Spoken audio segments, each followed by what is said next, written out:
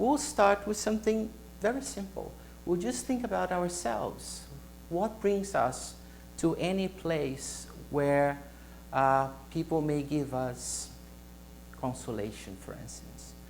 The first time a hominid, a primitive human being, in burying a relative, looked up to the skies and cried for the very first time. Because that made us different from everything else on earth.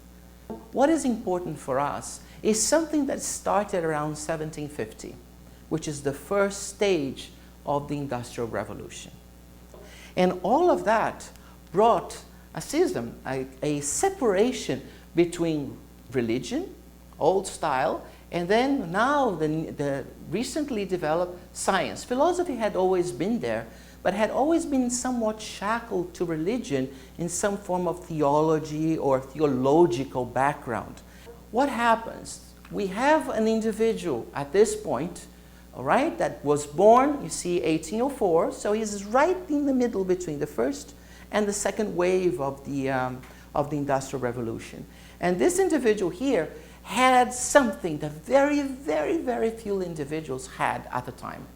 This is the person who, initially a skeptic, eventually embraced the phenomena that were occurring in the seances, in the salons. What is important for us to understand is that he's the codifier of the Spiritist doctrine. He did not create Spiritism.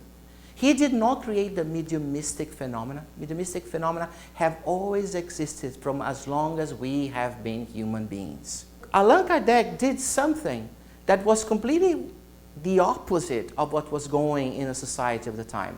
We had this dichotomous situation where you had religion on one side and you had philosophy and science on the other. And what he did was put the three together. What we see is that some of these books, they come out in pairs. For instance, if you look at the Spirit's book, the Spirit's book is the foundation of our doctrine. In it, you will find the rules of conduct. So we call it almost like a technical manual, right?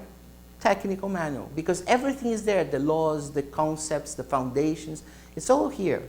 And where do you actually put everything that you learn here into practice? When you read the Gospel according to Spiritism, the third one. With this in mind now, we can talk a little bit about the vocabulary that you're going to be facing as you approach this. When we think of these things, we can now look at the main tenets of Spiritism.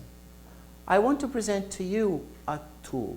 Spiritism is not the religion of the future, because it's not a religion, it's a doctrine based on religious beliefs, based on philosophical beliefs, based on scientific beliefs.